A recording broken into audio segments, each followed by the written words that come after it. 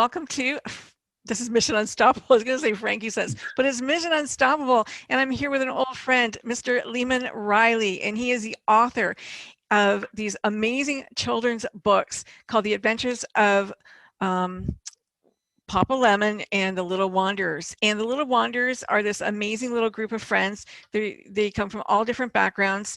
And Papa Lemon was your real grandfather, and the books are based on him. And he was born in the 1800s, I believe. Is that correct? And 1896. Your grandmother, what was her name again? Mama Sarah. Mama Sarah. She lived to be 101. Is that correct? God bless her. Yeah, you got good genes. So it's pretty amazing. Lehman was on a few, we were just trying to remember when you were on a few years ago, but Zora was alive then, so you had to be within the last 3 years. And your books all tackle a topic. And I asked you to come back on this, for Black History Month, because I think, what you're doing in writing these children's books, and because a gang of these kids, I shouldn't call them a gang, let's say the tribe of children, they're from all different backgrounds, they're Hispanic, they're white, they're Black, they're just very diverse, and they all get along, which is wonderful. And they go on these adventures because Papa Lemon was a train conductor, I believe, an engineer. And so you got the idea to use his, imaginary train that takes people back and forth in time, and they can actually really visit events that that they're interested in. Now, you are a bit of a historian, so you like to teach them about history, but you also like to teach them a lesson. So I know that some of the, is there 7 books now? 8 books now. And they, the first one I think was you visited Martin Luther King. And then you visited Lincoln and you talked about his depression. And then we went to visit a judge, which is the book on bullying. She's Hispanic. And you did a surgeon. What was that, the heart surgery? Yeah, that was Dr. Daniel Hale Williams, the first successful open heart surgeon. And I wrote that book because my niece, my wife's side, suffered a heart attack. Oh, wow. Okay. 1 week after she had her baby, and she was 30 years old. Oh, wow. And she had a coronary artery dissection where your arteries pulled from your heart. And so, is that from labor or? No, it was just something that was going on and she didn't know it. Oh, wow. And so 3 of her 4 arteries pulled from her heart. And while I was in the hospital looking at her in the waiting room, I noticed there weren't any books teaching kids about heart disease. And so I really wanted to get that book out to let kids know who Dr. Daniel Hale Williams was, and, to have a healthy heart, and, and not knowing how close that book would come to me again, because I think a year later, my brother passed away from I'm sorry. arrhythmia. So these books are closer to me than I expected them to be when I'm writing them. Right. And it's almost like scary to say, it's almost like a premonition of my books when I write them. They manifest. So maybe I better start writing some happy new memories. And you had Babe Didrikson, so a female. She was a phenomenal athlete. Yeah, I had to write about her because I always knew about Babe Didrikson, and I didn't think she got enough credit on how much of a great athlete she was.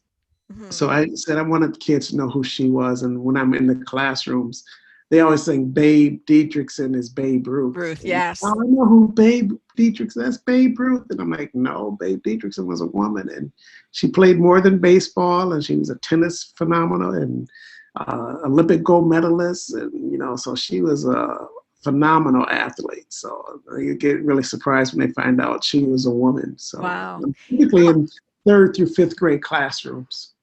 So have you always been interested in history?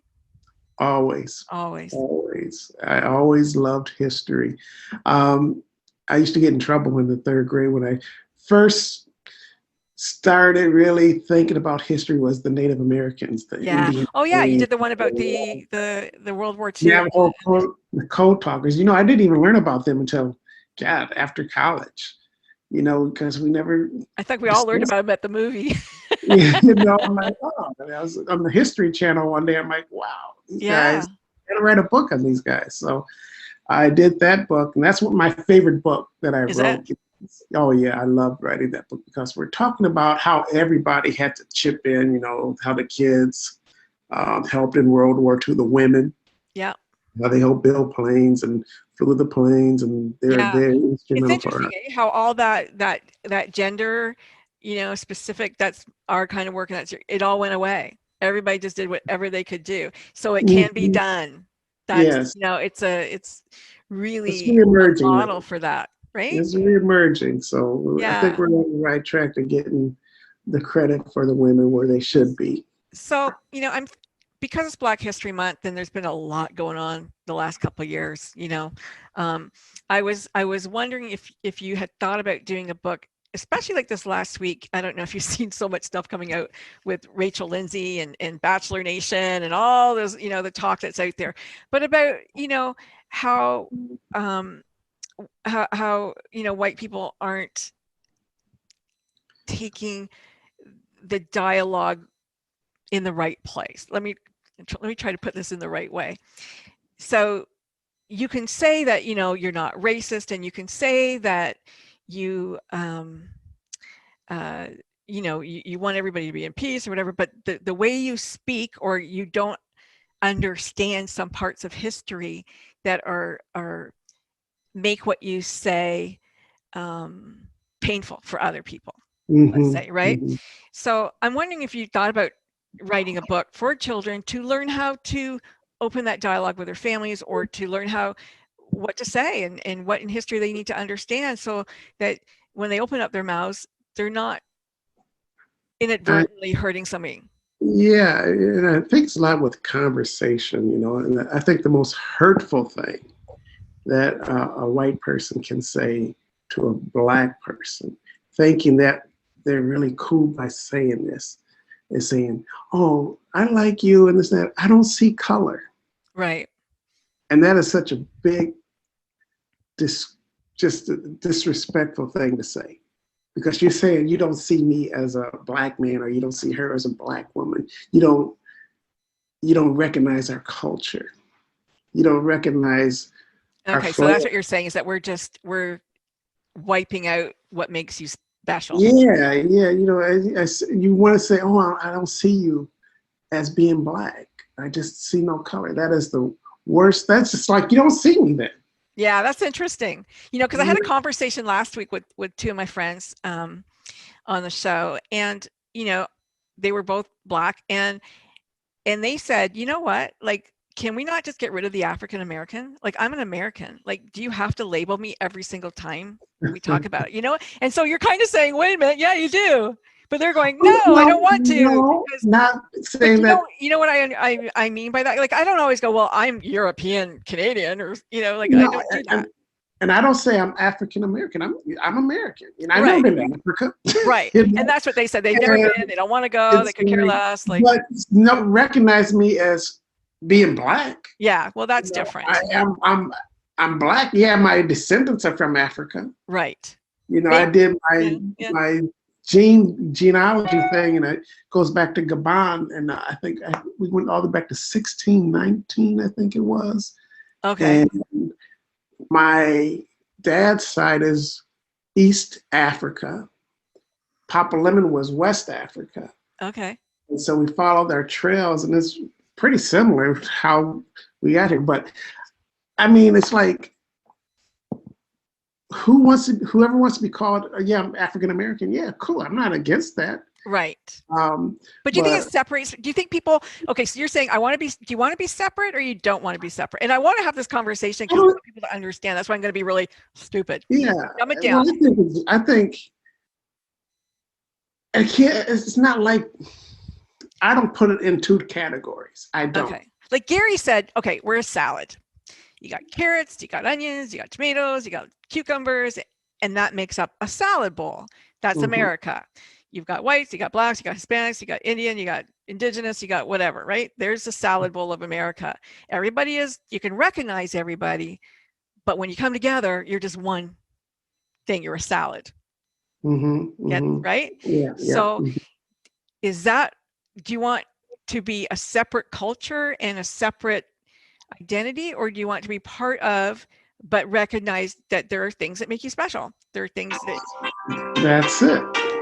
That's it. Part of, but respect my uniqueness. Right. As I respect your uniqueness, everybody. That's why when I started writing the books, everyone has a story. Everybody has a story. And you got your own unique flavor. But not every Black person is the same. And not every white person is the same. Our stories are very different. True. And depending upon how you were raised and where you were raised, potentially you feel very differently about your experience. True. Inner city, country. The thing is, like, okay, just say if you're the majority of Black people are from the South. Okay. And so you carry that experience with you, even when you move to the North. Right. That's right. That's the baggage that you're carrying. Yeah. And so literally, you got to decide how far are you going to go carrying that, because there's a lot of hurtful things coming from that. There are. So do you want to continue to bring that with you? Right. To try to go forward, because my family's from the South. Okay. Mississippi. And you cannot hold on to that and move forward and try to succeed, because you keep reverting and you're thinking about, well, you did me wrong. Right. You're white. Right. Ricky, you're white.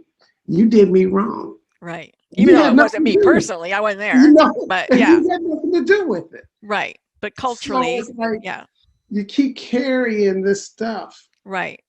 And it's hindering you. That's why I like your books, because all those kids, they play together. They're not hung up on who did what. They're just like, hey, we're just buds. We're friends. And we're going to have these little adventures together. And nobody turned and said, wait a second. Your great-great-great-grandfather, did something to me. And the worst thing is how we were educated. As when I was growing up in the 60s, the worst thing they did to us as elementary kids, they would show us the freedom marches and the dogs and the hoses. Really? And you seeing all of this, and we're seething. We're in the classroom. We're just like boiling, watching this. We're in like fourth, fifth grade, third, fourth, and fifth you can't grade. say anything. And we're watching this, and then we see some of our friends that are white, and we're giving each other the knowledge. We're gonna get them because this happened to our, because the teacher didn't allow us to talk about it. Right. So you show this film. Okay, now go outside and play, and you got all this in your head. Yeah. Like, how are you gonna play thinking this? And plus, you're hearing stories. I tell you, one of the things that stuck in my head when I was a little kid, I must have been maybe 6 years old, and my dad's cousin came over to our house. He was from Mississippi, and he was painting our house. And when he finished painting, he took off his shirt, and he had all these whip marks on his back. Oh my God. And I'm looking, I'm like, what in the world is that? I'm just like stuck. Holy, yeah. I was looking. And so I asked my dad, I'm like, Dad, what happened? What was the first time I seen anything like this? He said, well, that's what happened. He was in jail, and that's what they did to him. Jesus. And I'm like, and that just stayed in my mind. Yeah. Up until today. And I did a poster years ago. And because of that poster, because seeing my dad's cousin like that, this poster I did was these 4 big, strong Black men, muscular, and they're holding up the word America. And they got these whip marks on their back. And in the border of the picture, I got all of these prominent African Americans. It's like Muhammad Ali, Malcolm X, Dr. King, Harriet Tubman, Dr. Charles Drew, Dr. Williams. And it's bordering all around the picture. And the reason why I did that, I titled it, "And You Call Us the N-Word." Yeah. And I'm like, how can we be called the N-word when we help build America? Yeah. And in the dictionary, the N-word means shiftless, ignorant, lazy, and all these stingingly bad words. Right. How can you call us this when we help build America? Right. And there's so much we don't get acknowledgement about. I know. Even in the Egyptian, I'm finding this stuff out in Egypt. All of these black statues that they tossed in the ocean, and now they're bringing them up, and you see these black faces like, whoa, and we wasn't. If you don't see it when you're growing up, you can't appreciate it. That's right. I mean, I have a friend, we were co-authors on this book, and she's Nigerian. And of course, she's never experienced racism because in her country, she's a majority. So she has no idea about, I mean, she sees it on TV, but she has never experienced Black culture in America. She only knows what it's like to be free and going about your business, and nobody's going to talk to you in any certain way in her country. So it's a very different experience depending on where you grow up. My uncle, he had numbers on his arm, and I go, "What is that?" And I was a little girl. He goes, "Oh, that's my phone number." But of course, it wasn't his phone number. Yeah. It was his tattoo from being in the gas, in Holocaust. And so, do I look and you hate all German? No. When I went to Germany, a couple of years ago, they were like all over. They couldn't apologize enough for their ancestors, for their grandparents. These kids are like so embarrassed about how they acted. So embarrassed. And what do you think these kids are going to be thinking about their parents today? Yeah, and that's did the Capitol. Yeah. And that's the thing I just can't understand. I was talking to my mom about it. I'm like, this is wrong. You lawmakers, this is wrong. They knew it was wrong. I just couldn't even understand. Trump is a part of this. Yeah. And still let him do this. Not only did they let him do it, they still perpetuate the lie that he won the election. Yeah, it's just crazy. It's just crazy. It's not like even they're all on Kool-Aid that. Hey, it is. It's nuts. It is. And they're lying, and it's like, oh my God, like how can you be such liars? And you're going in history as big fat liars. Like, it's they crazy. Don't care. They're okay with that. They don't care. They don't care what they're doing to America. They don't. As long as I'm getting as long as I get elected again. Well, I hope there's always a Stacey Abrams making sure they don't get elected again. I really do, man. I do. We need more. We need more. But we were talking about racism when I would go down to Mississippi in the 60s. I never even experienced it because my grandfather had so much. He was admired by black and white down there.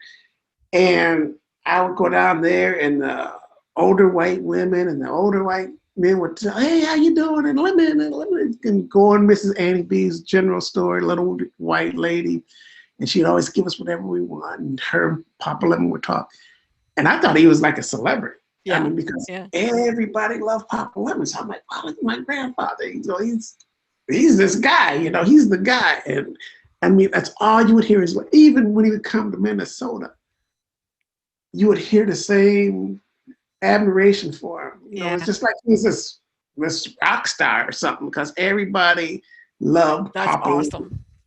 And to have that in my life, I have my mom and dad, but to have a grandfather like that. Yeah. I was born in Europe, but I grew up in Canada. And the first time we moved to Louisville, Kentucky in high school. So I was only down there a couple of years, but the first year of desegregation in high school.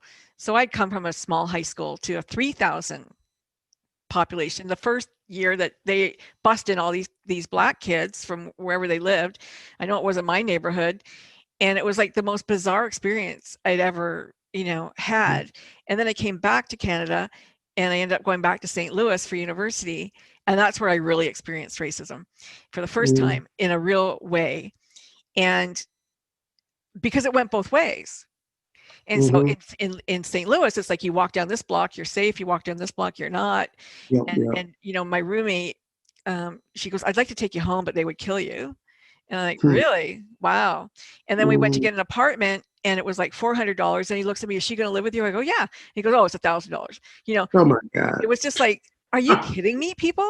Like, I had never experienced such blatant racism in my life. It was like, I kind of didn't believe it. I mean, you know, you believe it, but it's like, you're like, until you're in it. Yeah, exactly. It was like bizarre. Right. It was. I was part of that busing situation, and I tell you, It's that horrible. was the That was worst the thing they could have done. The worst part of my education was my 7th grade year.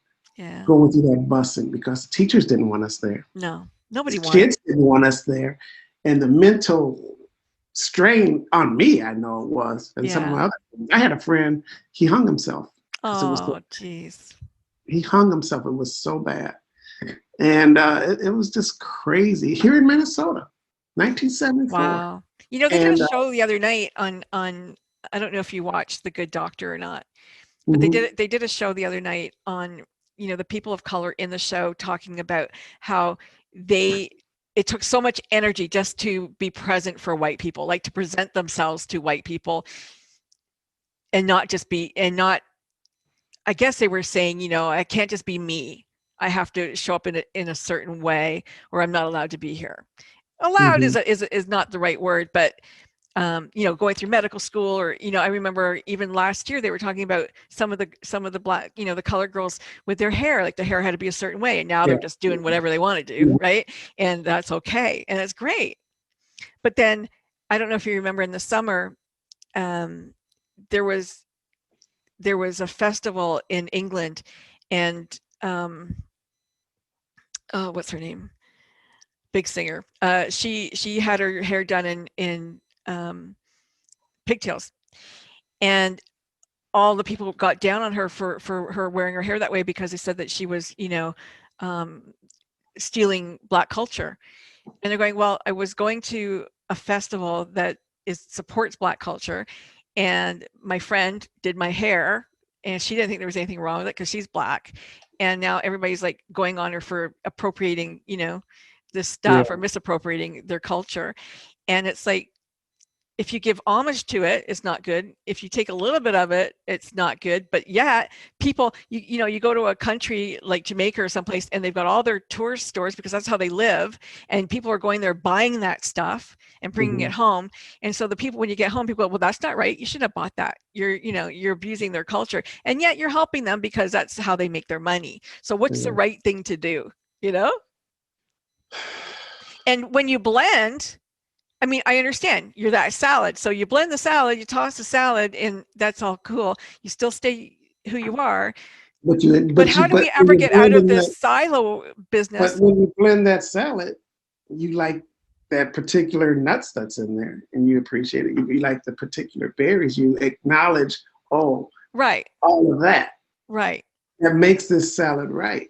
But you acknowledge, I need this, I need that, and I know what this is for. I know how this is going to make taste in my mouth. It's like when you cook, you want certain spices, right? And they make it taste better. These spices make things taste better. Yeah. And yet, can we move forward and become harmonious without kind of diluting a little bit? I think we all take from certain things and make it our own. Yeah. Make it, I don't know. I don't have the answer, but I know that if we want to have peace at some point, we can't stay in silos. Yeah. I mean, we gotta stop thinking one's better than the other. That's the whole thing. Yeah. We gotta stop that. We all are here together. But when you borrow something from somebody's culture, it is a form of, it's a recognition saying, I like that. Yeah, like it's a form of, you know, like when someone's always copying you or doing this and that, and they say, well, whenever someone steals from you, it's a sign of respect because they like what you're doing and this and that. But I, you know, it's just a way that not about don't stealing, sometimes some people try to embrace it too much. Yeah. No, I hear what you're saying. I get it. You're going too far now. Come on, and just chill out. And just acknowledge. I'm acknowledging you're white or Hispanic, Asian, Native American. You don't got to go so 100 to say, oh, my black friend, and you're not gonna dress up in war paint and arrows, and you're not indigenous. Just chill, But going back to my books, that Abraham Lincoln book on depression, I wrote that because the Black community needs to know it's okay to seek help. Yeah. And so for so long, it was just stigmatized that we did not reach out for help. Right. For depression, bipolar, anxiety, stuff like that. So I'm trying to make these kids understand you guys are going through so much more than what I've experienced. Yeah. As a 58-year-old man, these third graders have seen things that I've never even seen. And I'm like, wow. And so we need to reach out to these kids and get them some professional help. When I was growing up, our professional help was, boy, you better quit acting. It was slap up the side of the head, right? Yeah. You don't go see the psychiatrist. What is that? We didn't. That wasn't even brought up in the community. Yeah. Because Go to you church. got to understand, our family culture is from the South, and they didn't have that opportunity to understand you can get help and work your way through it. So you live in the North now. I'm curious though. You live in the North now. So with your Southern upbringing, living in the North, have you met other Black people that didn't have your Southern upbringing that are in a different base from you? Yeah. And what do they say to you, or what do you say to them, or how do you feel about that? Well,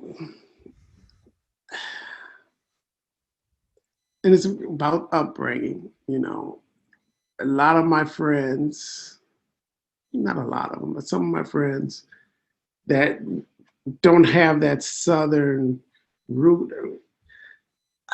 how can I say it? We were brought up in the church. Yeah, and everything's very polite. Yes, ma'am. Strict church, and so we weren't allowed to say different things, and we had to act this way, and the neighborhood would snitch on you if you if you got caught. But some of my friends they cuss up a storm and this and that. And that's just how they were brought up. Right. And so it was like more of a freedom that they can speak that way, a relaxed and experience that. Where I would be sort of envious. I'm like, man, I would like to say that, because when I was growing up, we couldn't say lie. We had to say, you got to quit telling stories. Right. You couldn't say. There's something really sweet about that, though. It's just like, not when you're a boy. No, but when I look back today, I think, Lee, you gotta be watching your back, and you gotta represent yourself too, because you don't want to get punked by other kids because the way they were brought up. One thing, you look at Black culture, you have strong women, like very strong women. They basically raise the family. I mean, they're there. Well, like I said, my father was always around. My mom was spoiled. My dad spoiled the mess out of her. But my grandmother, Mama Sarah, the sweetest person I ever knew, never heard my grandmother raise her voice. She didn't cuss, always had her Bible, but she always commanded the respect. And she always got the respect. Mm-hmm. So the cousins that would go out smoking and drinking never did that around her. And no one talked reckless around her. She was just this calmest lady. And when I see those Tyler Perry movies and that Mud Deer stuff, I'm like, I can't get down with that, because I can't relate to a grandmother like that. My grandmother was 180 degrees totally different, and didn't talk like that, didn't have no gun in the purse, and that's his experience, whatever. I'm not putting it, but I just could not relate. get down with that because my grandmother was nothing like that. She was a lady. And that's the only way I knew how a grandmother would be. Right. I couldn't even fathom having a grandmother that way. So, it's just so different. Like you said, it's a salad of, it's just. Yeah. There really is, I lived in the South and I lived in the North, and there are some nice things, I think, the manners that come from the South that are nice to hold on to a little bit because they're gone. They're gone. Yeah. And I wish they were back. I think they Yeah. bring a certain gentility that is necessary, Yeah, I mean, but the problem with that, and I hate to say this, but our kids are having babies too young. Oh, yeah. And so they don't know how to raise these babies. But then the grandmother's young too.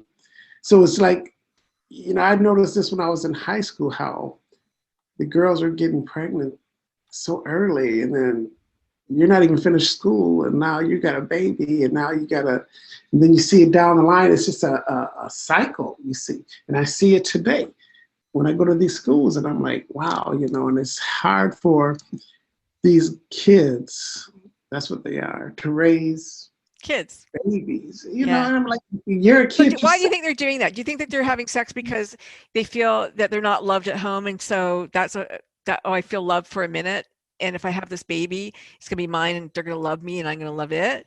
Or is it just I'm bored and I just want to have some fun? Well, it could be both, but I know I had a friend that told me that she wanted a baby just so she could have somebody to love. Yeah. And I was like, whoa, and you don't know what's going on behind closed doors. You could think. Yeah.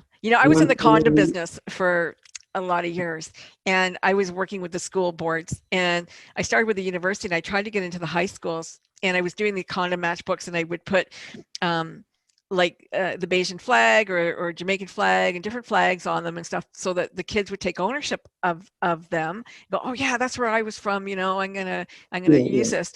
And when I gave them away free at the high schools, and the schools were like, well, no, I go, listen, your pregnancy rate is like atrocious. So it's not like they're not doing it. It's not promoting it, but it at least, we can encourage them to have safe sex. They don't need to have babies as babies.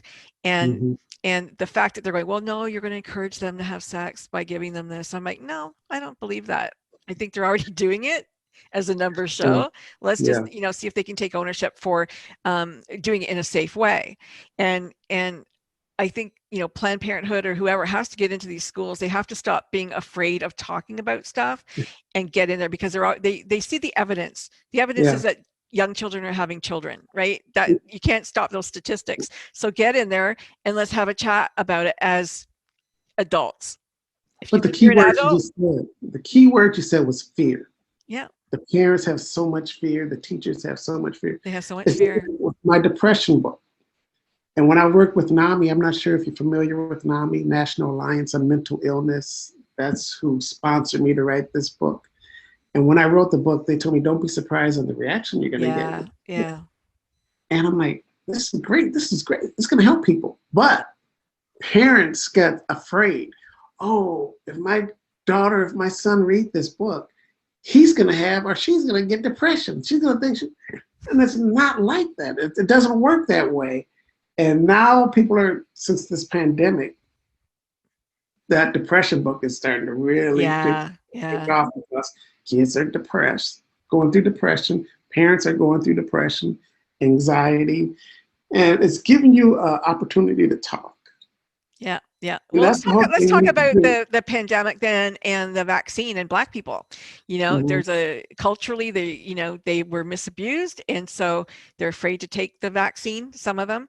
And I don't know how you feel about it, but it's also affecting them in the worst way. And so, would you do a book on that? I just took the shot yesterday. Oh, good for you. How did you get it so fast? There was an opening.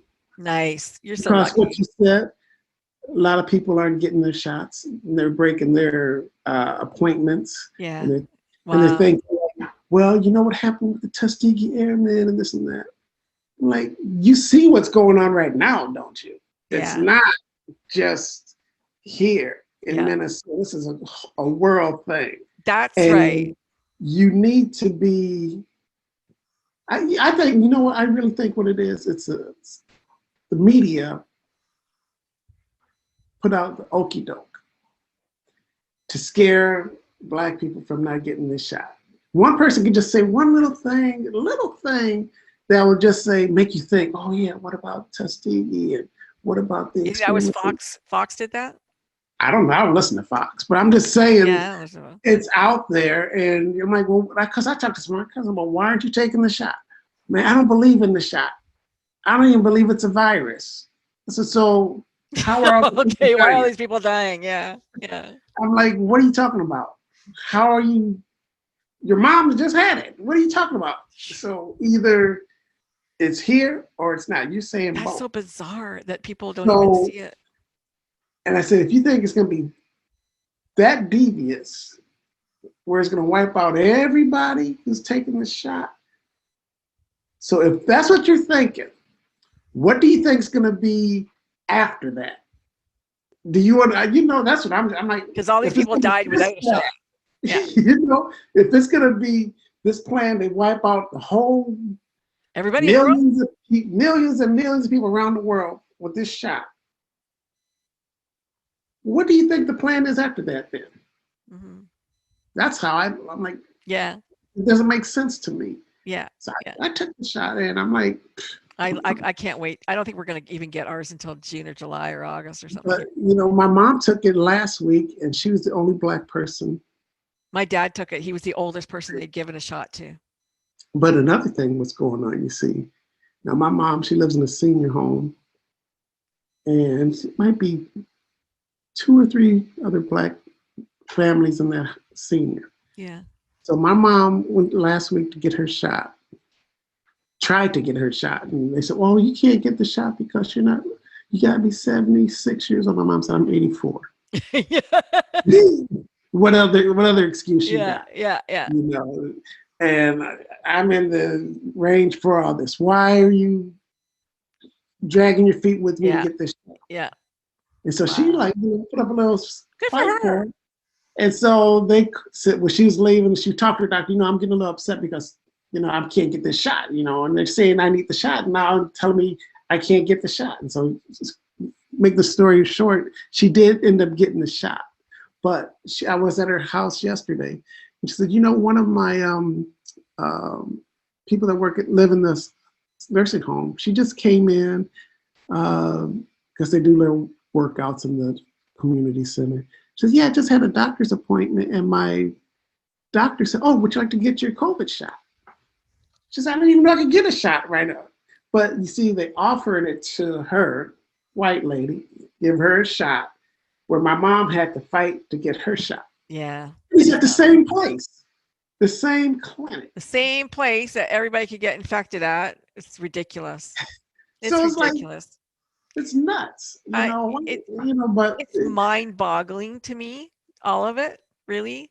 I don't get it. It's hard for me to get it, but you have to be eyes wide open. I understand, but it's mind-boggling. Mm-hmm. And there's what's it called? I can't remember what it's called now. There's a new show just came out on PBS. Masterpiece Theater is doing it, and it's from the Black perspective. So it's about the plantation in Jamaica. Songs or something. I don't know if you've heard of it or seen it. You can check it. I think it's Song of something. But oh my God, so good. Like if you want to know what the Black experience, not you, but people listening, if you want to see what the Black experience is like, and you're not afraid to watch it and feel, that's the show to go watch. It's very well done and very hard to watch.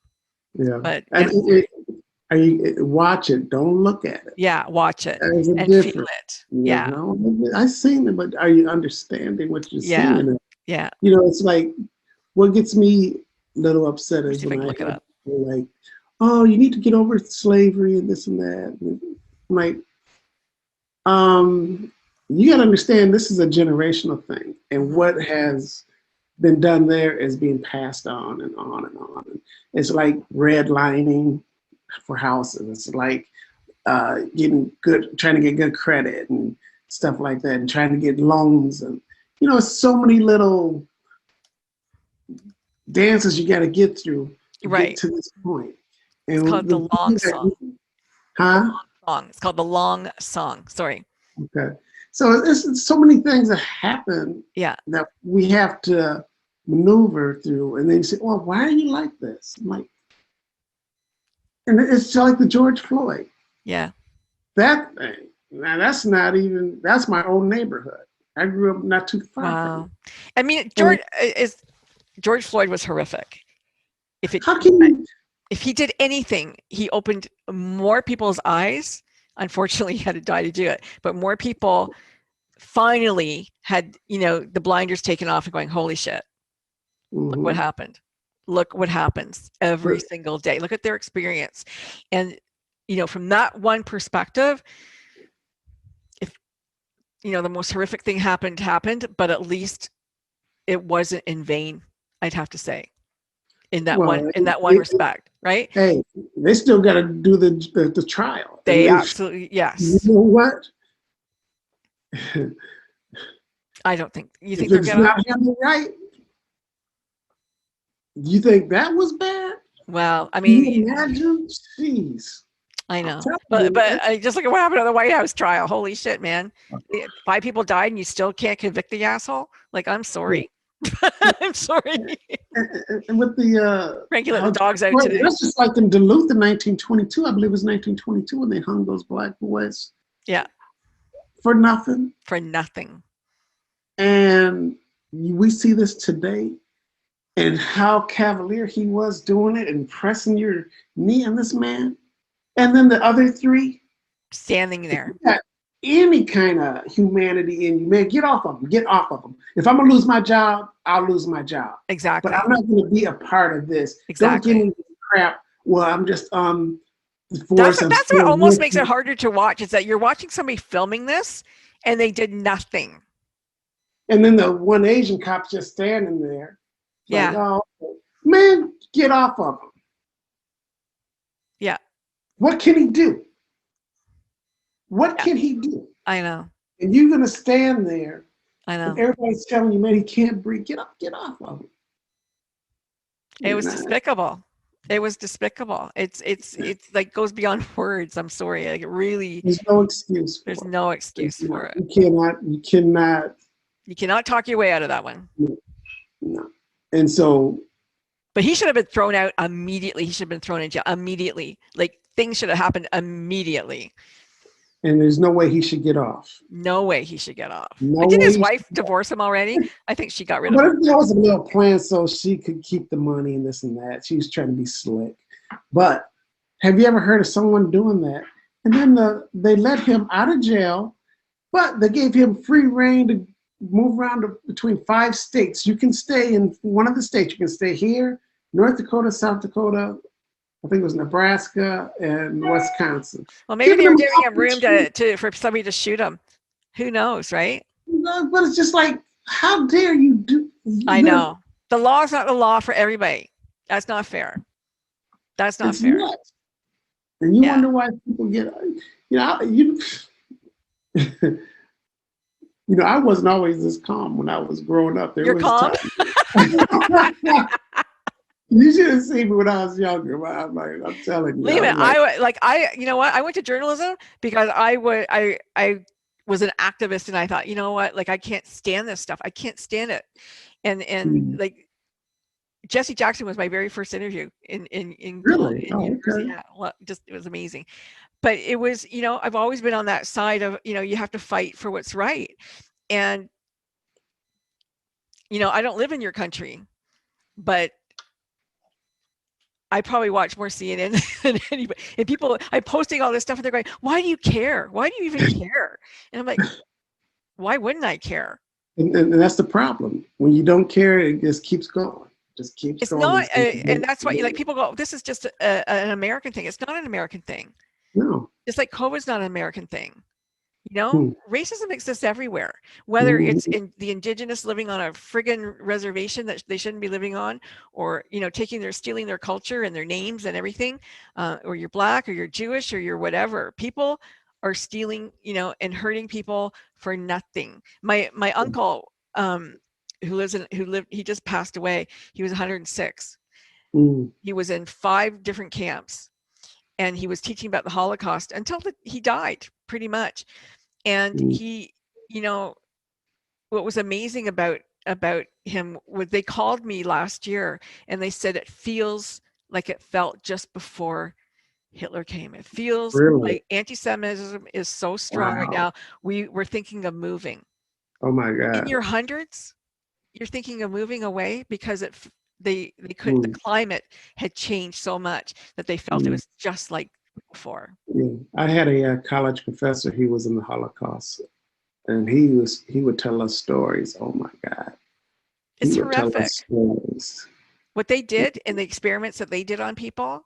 Yeah. You know? And I mean, if you were Black, if you were homosexual, if you were Catholic, if you were Jewish, you know, they're all targeted. They're all targeted. It's, you know, it's not just indigenous, you know, I mean, people always have a target about you. Go to India, you have a target on your back if you're not, you know, light enough. Yeah. Right. Yeah, I heard about that. Yeah. The caste system. I mean, everywhere you go, there's something. You People know, will find something to hate on, unfortunately. And I think the one culture that got the worst, most forgotten culture is the Native Americans. Absolutely. You know, they got their land stolen from them. They had their future stolen from them. They gave the girls hysterectomies at 14 so they couldn't have children. You know, we're going to steal your future. It was horrific. And they deserve their due. They definitely deserve their due. And then you got people complaining because they got casinos. Or they don't pay tax. You got people complaining because they can spear fish. Are you kidding me? Or hunt. In the treaty, they're allowed to do that. Yeah. You did everything else. Now you're gonna get mad because you can't go get your muskies on because they're doing their spear fishing. Come on now. You know what pisses me off the most though? Think about it. You celebrate Thanksgiving, and it was the Indians that saved those guys from dying that first winter because they didn't know how to do anything. They didn't know where to get the food. They didn't know how to get the fire. They didn't know anything. The Indians came and they fed them and they saved them and they showed them how to do all of this stuff. And then they said, oh yeah, now we're going to kill you and take all your land. Yeah. Yeah. Who does that? And the tears of trails. Who does that? What about that? See, we didn't talk about that. With tears, was it called Tears of Trails or? Yeah, Trail of Tears. Trail of Tears. Yeah, we didn't Red talk Road. about that. I just learned about that. Yeah. A couple of years ago. I'm like, are you kidding me? Yeah, I know. It's disgusting. And then you're gonna get them with the smallpox and the blankets and all of that. What kind of mind do you have to do stuff like this? It's just, how evil do you? I know, it is evil. How evil can you be? And then they use the Bible and Jesus and Christianity to go, oh, but we're Christians. Oh boy. Right? I mean, you should watch Jamestown. It was a great show.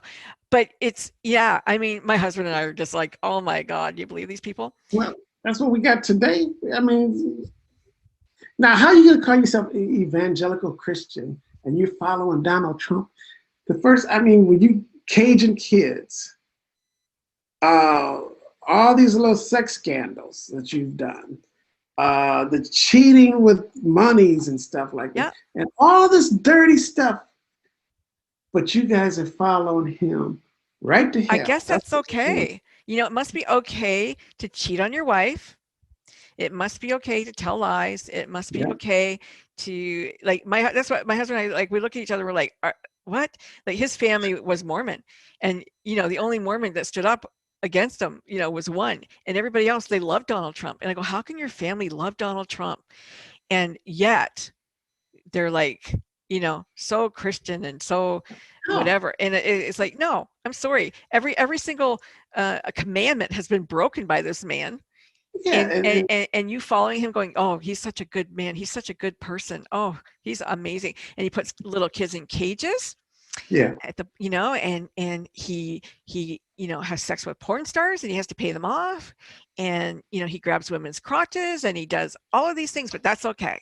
And this is just the stuff that we know. He's a good man.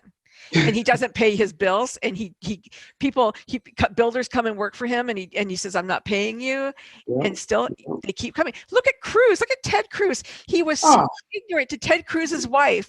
Yeah. And he's like, oh, he's my best friend. Yeah. Yeah. And Lindsey Graham. And Lindsey Graham. Oh my God. Don't get me started on him. I'm like, what is wrong? He's a weasel of the worst kind. For one, if someone's going to try to talk about my wife like that, yeah, I'm not going to be in the running the presidency anymore because exactly. Yeah.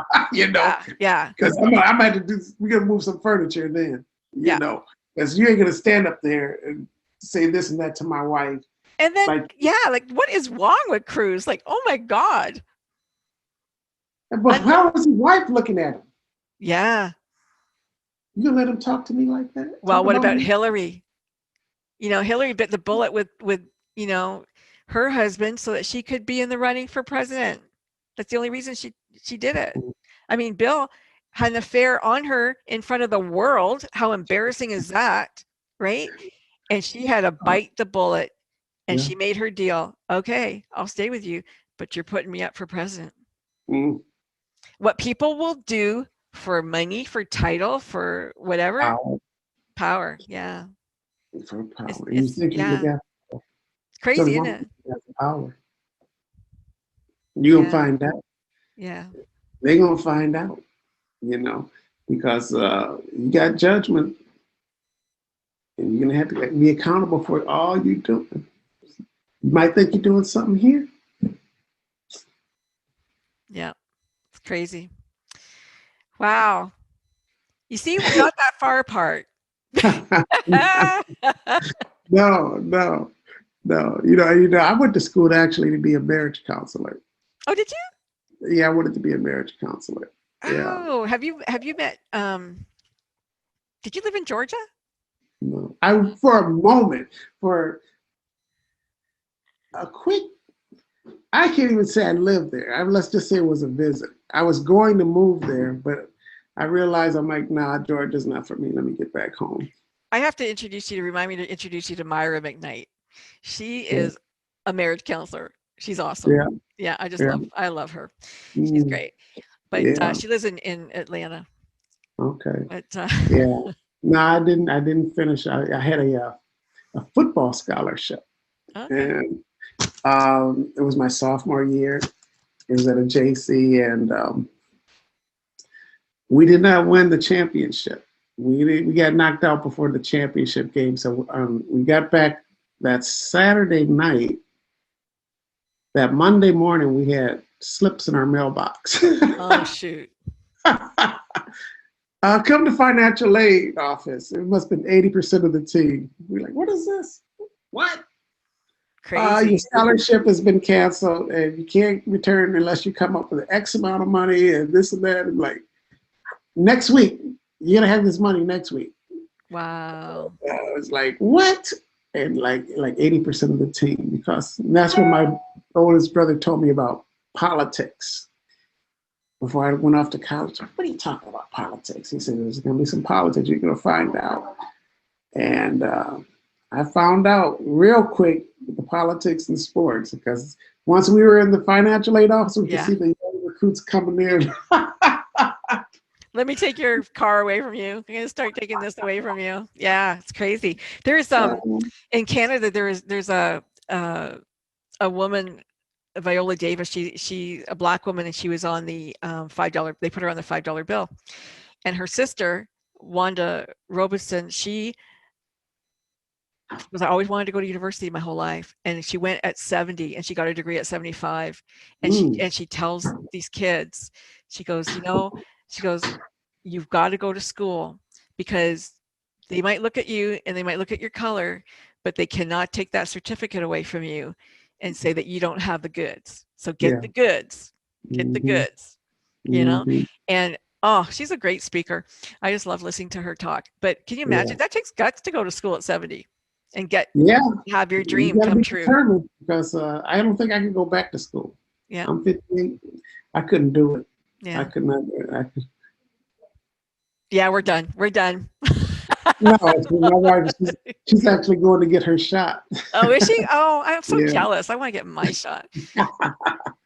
Yeah. So, Not in the yeah. age group yet. Oh, well. Maybe so. They should have given it to us. I'm old enough. Anyway, it was really good catching up with you. Really good talking to you. It's really great to see, you know, where your head's at and your thoughts are at. I would love to see your history book do 2021. Well, you know, I have and kind of do I put it have all a book. together. I have a book that I just finished, and it's on Dr. Richard Green, and he was the first. I met him one time. He was my principal. Well, he was the principal at my high school, and I only met him once in passing, and then he went on to be the superintendent of Minnesota, and then he went on to be the chancellor of education in New York. And I did a story about how he rose up from North Minneapolis in the projects, and he wasn't uh, the the best kid growing up, but he realized he needed the education. Yeah. To see, and then he went on to go on. He went to Augsburg, he went to Harvard, and went on to be one of the greatest educators. And I wanted to write a book about him and the North Minneapolis Jewish area, how the blacks in the Jewish community click.